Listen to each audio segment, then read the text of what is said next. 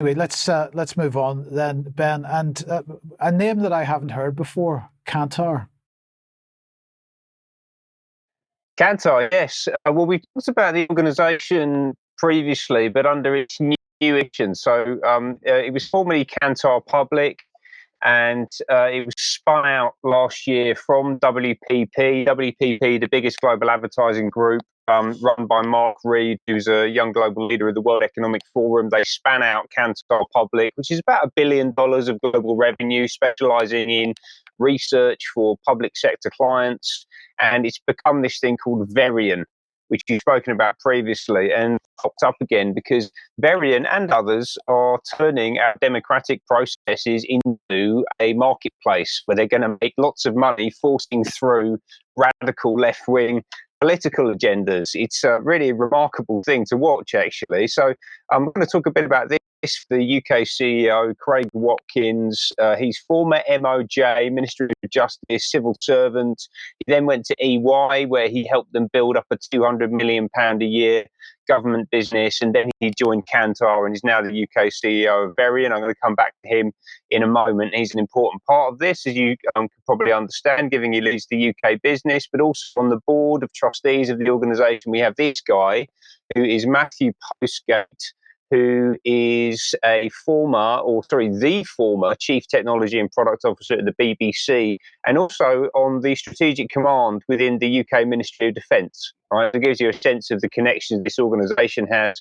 And also David Miliband is on the board of Verian as well. Miliband, obviously, we know well here, former UK Foreign Secretary, currently at International Rescue, which is basically a Soros-aligned organisation. He's one of the key architects of the Climate Change Act being implemented by his brother Ed. And earlier this year, we saw David hanging around at Gold's House in Davos. So he's very focused on delivering the Sustainable Development Goals. And I think we should understand that Verian is also very focused on delivering the Sustainable Development Goals. Verian is also very much aligned with this organisation, who I've spoken about previously, the Reykjavik Global Forum, which is working to empower more women to obtain and retain power. So it's very ideologically driven. They've actually issued joint reports, and I did talk about this one earlier in the year, where Verian and the Reykjavik Global Forum are coming out and saying their explicit goal is that we want to live in a world where men and women are viewed as equally suitable to lead. Right? And that is going against the data that they were gathering for that report, which I spoke about back in, I think it was February or March time. So very ideologically driven. And also right at the centre of the European and global political system. So they're actually the official data provider, as we can see here, for the European Parliament. So all of the data relating to the UK elections and polling across the whole of Europe is being done by this organisation, by this company, right? So, they're extraordinarily influential. And they've just launched, and this is what popped up on my radar last week, they've just launched these new UK centres of excellence to support mission-driven government. There's that term again, mission-driven government. I can't even say it, mission-driven government. The Labour Party have got 5 big missions that they're going to deliver. It's going to be a whole of government effort to make this happen. And we're actually going to bring in the private sector to help us out, which is what is happening here. So Craig, let's bring him back up. He was very excited.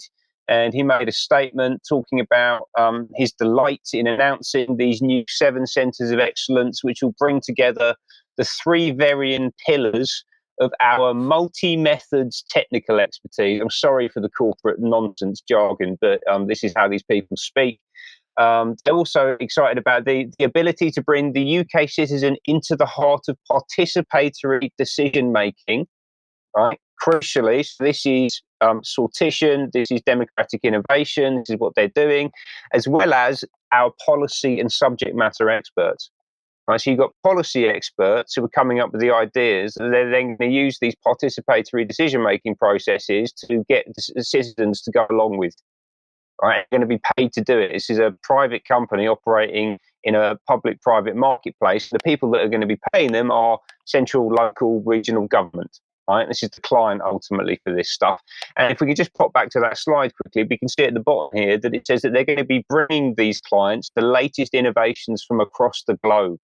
This is about introducing new ideas, new technologies, new ways of doing things from across the globe into the UK using these democratic processes, or actually not very democratic processes. The way they talk about them is democratic, but I think it's quite the opposite, to be honest with you. So here's the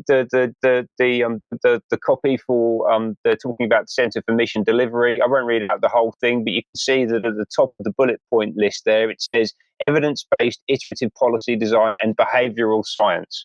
Behavioural science is nudge. That's the behavioural insights team. That's David Halpin. That's Cass Sunstein.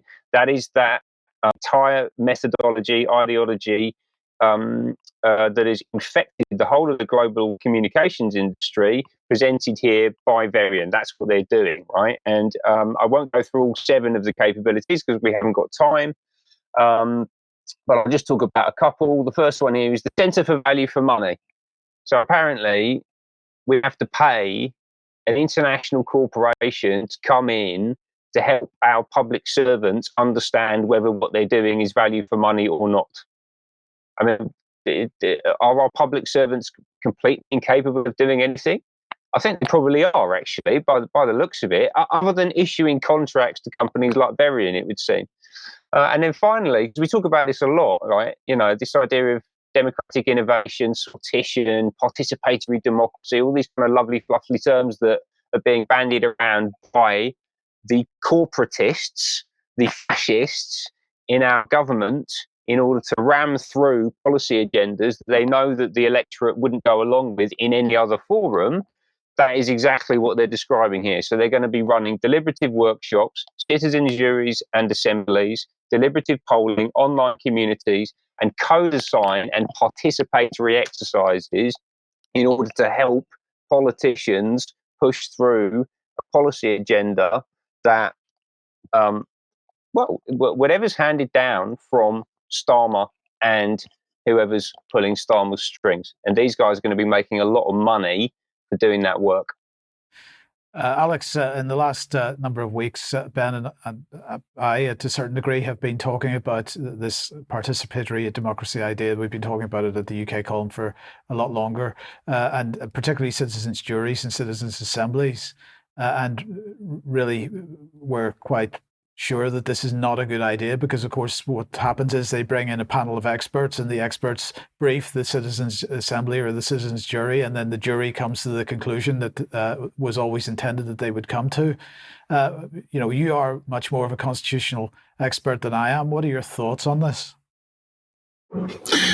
It's all about the parameters that you manage to present. You know, the whole point of having juries is that they're supposed to examine the law in action. They are meant to see what actually happened in a given case, and in the classic English arrangement, they judge whether the law was rightly passed by Parliament. So they actually do get to decide the will of Parliament and the lawfulness of the law, against judges these days who say we judges are the facts of the judges of the law and you are the judges of the facts. No, juries are meant to be at the end of the process to see whether what was done in a particular case to a particular individual was lawful or not.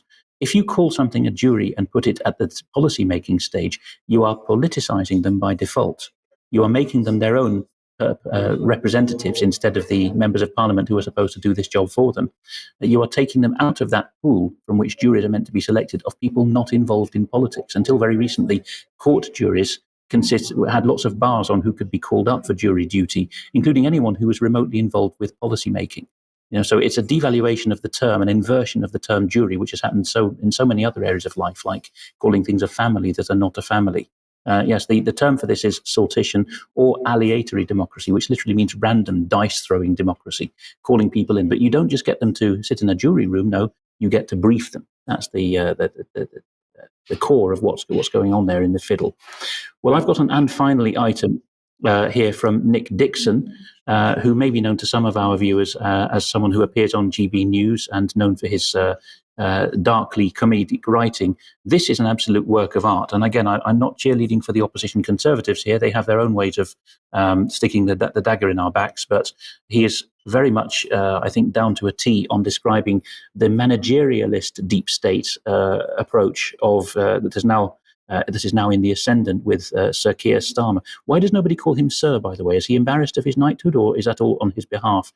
Just as Anthony Blair became Tony Blair and all the the press complied with it. Anyway, here goes Nick Dixon's tweet in 2 screens worth.